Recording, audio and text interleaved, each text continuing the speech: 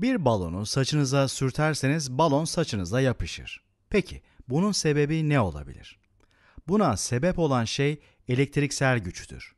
Elektriksel gücü anlamamız için de ilk olarak elektrik yükünü anlamamız gerekir. Bu videoda işte bu kavramı inceleyeceğiz.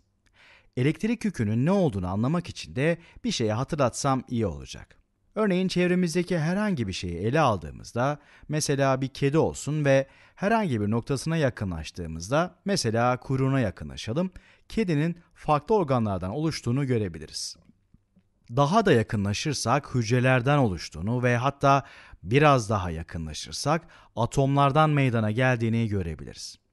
Atom kelimesi bölünmez anlamına gelir. Yani çevremizde gördüğümüz her şey bu küçük, bölünemeyen yapı taşlarından oluşur. Çevremizdeki her şey atomlardan meydana gelir. Ancak 1900'lerden sonra bilim insanları atomların bölünebildiğini ve daha da küçük parçacıklardan oluştuğunu keşfetti. Bu parçacıkların belli bir adı var. Atomu oluşturan bu küçük parçacıklara proton, nötron ve elektron adı verilir. Atomların neredeyse tamamı işte bu üç parçacıktan oluşur. Yükün ne olduğunu anlamak için bu parçacıkları da dahil ederek videonun başına yaptığımız deneye geri dönelim. Hadi bir düşünce deneyi yapalım. İki protonu yan yana tuttuğumuzda bu iki proton birbirini iter. Aynı şekilde iki elektronu yan yana getirdiğimizde de bu iki elektron birbirini iter.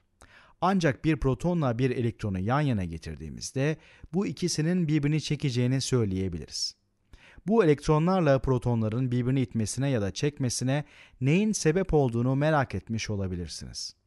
Bilim insanları bu elektronlarla protonların içinde buna sebep olan bir şey olabileceğini tahmin etmişti.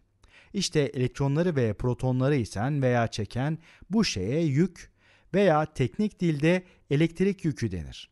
Hemen yazalım. Elektrik yükü. Yüklü bu parçacıklar arasındaki güç de elektriksel güç olarak adlandırılır.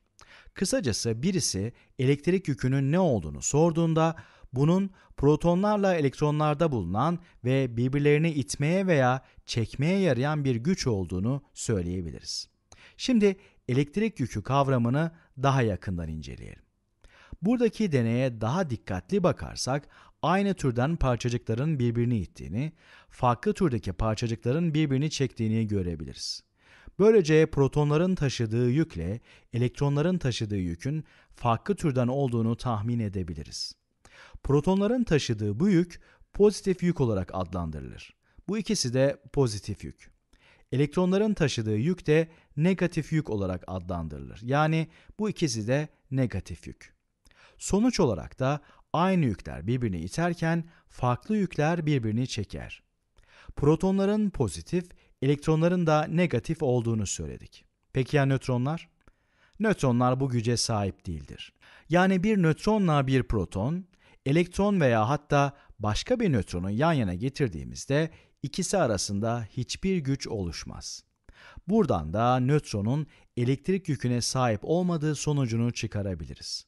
Yani pozitif veya negatif olmadığından buna nötr parçacık denir. Taşıdığı yük sıfırdır. Şimdi de atomun kendisine bakalım ve yüklü bir parçacık olup olmadığına karar verelim. Atom, yüklü parçacıklardan oluştuğundan kendisinin de öyle olduğunu düşünebiliriz.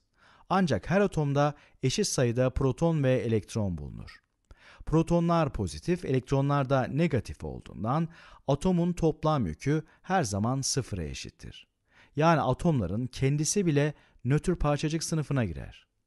Örneğin elimizde bir hidrojen atomu olduğunu varsayalım. Bu atomda bir proton, bir de elektron bulunur. Artı ve eksi 1'i toplarsak sonuç 0 çıkar. Şimdi de karbon atomuna bakalım. Bu atomda 6 proton ve 6 elektron bulunur. Yine artı 6 ve eksi 6'nın toplamından sonuç 0 çıkar.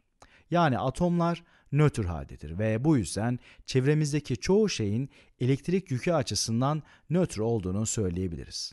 Çünkü proton ve elektron sayıları aynıdır.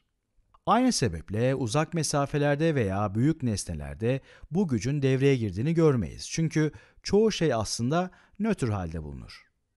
Ancak nötr balonu yine de nötr olan saçımıza sürttüğümüzde açığa çıkan sürtünmeden dolayı saçtaki bazı elektronlar balona aktarılır ve saçtaki atomlar elektron kaybettiğinden proton sayısı daha fazla çıkar. Sonuç olarak da saç pozitif hale gelir.